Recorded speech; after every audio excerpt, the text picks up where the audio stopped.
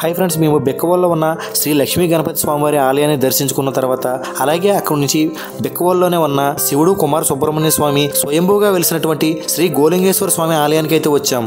పంచారామాల కంటే 300 ఏళ్ల ముందే తూర్పు చాళుక్యులచే నిర్మించబడిన బెక్కవోల్లోని ప్రసిద్ధి చెందిన ప్రాచీన గోలింగేశ్వర ఆలయంగా ఈ ఆలయం ప్రసిద్ధి చెందింది. సహజంగా ఎక్కడైనా వివాహితుడైన వల్లి దేవసేన సమేతుడైన సుబ్రహ్మణ్య స్వామి కొలువే ఉండడం మనం చూస్తూ ఉంటాం. అయితే అవివాహితుడైన సుబ్రహ్మణ్య స్వామి దక్షిణాముఖంగా భక్తులకు దర్శనమిస్తూ ఉండడంతో బెక్కవోల్ గ్రామానికి ప్రత్యేకత సంతరించుకుంది. తమిళనాడు పల్లంలో వేంచేసి ఉన్న స్వామివారు ఆ తర్వాత బెక్కవోల్లో కొలువైన సుబ్రహ్మణ్య స్వామి ఆలయం భారతదేశంలో 2వ కుమారక్షేత్రంగా ప్రసిద్ధి చెందింది. శైవ కుటుంబం మొత్తం కొలువే ఉండడం ఈ దేవాలయం ప్రత్యేకత.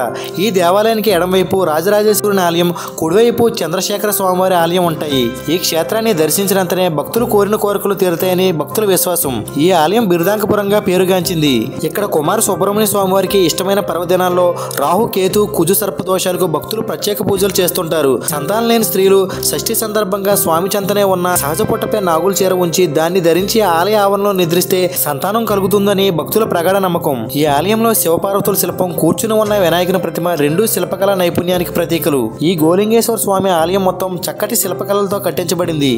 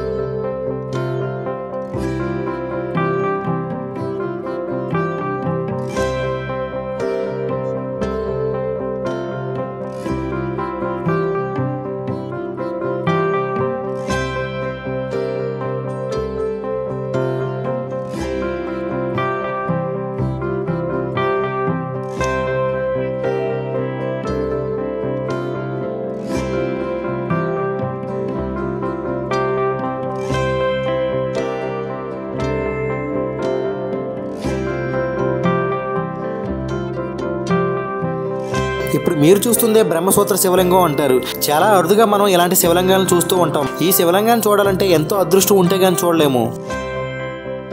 సో ఇది ఫ్రెండ్స్ ఈ రోజు వీడియో. ఈ వీడియో మీకు నచ్చితే వీడియో లైక్ చేసి మన ఛానల్ సబ్స్క్రైబ్ చేయండి. నెక్స్ట్ మరో ఇంట్రెస్టింగ్ వీడియోతో మళ్ళీ కలుద్దాం. Thank you so much and bye.